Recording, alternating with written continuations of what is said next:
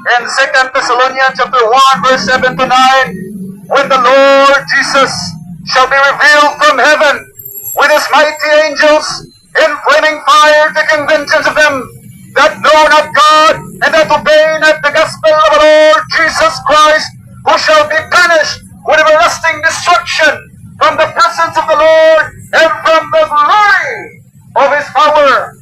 Higala ningon ang Biblia, ngayon igbalik sa tong Ginoong Kristo, kung ipanayag na siya gikan sa langit, kauban niya mga balaan ng mga anghel, adto sa nagdilaab nga kalayo sa impierno, ang balo sa Dios sa katong mga tao, nga wala mo tuong mosalig, o walay relasyon sa tong Ginoong Kristo.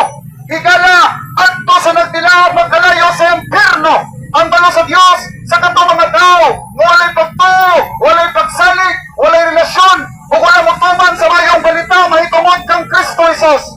Higala, ang mayong balita mo kini, na si Kristo Jesus namatay, tungod sa atong mga sala, kung siya ginubong, kung siya katulog adlaw na banhaw, sumala sa mga kasulatan.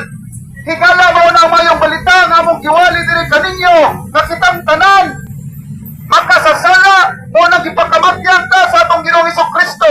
Namatay siya sa krus sa Kalbaryo, 2,000 katuig ang nilabay. He gave himself for us. He bare the sins of many. Higala nga atong sala, hipas-an, hilukto sa atong Ginoong Kristo nga to sa krus sa Kalbaryo. Higala mo na higala nga dapat ang knowledge sa atong kaugalingon nga kita usa ka makasasala. Walay maayo higala diri sa kalibutan. Walay buutan, wala bisan usa. Walay mayong tao, wala bisan usa. Walay matarong, wala bisan usa. Because the Bible says in Romans chapter 3 verse 10, as it is written, there is none righteous, no not one. Walay mayong tao, wala higala bisan usa.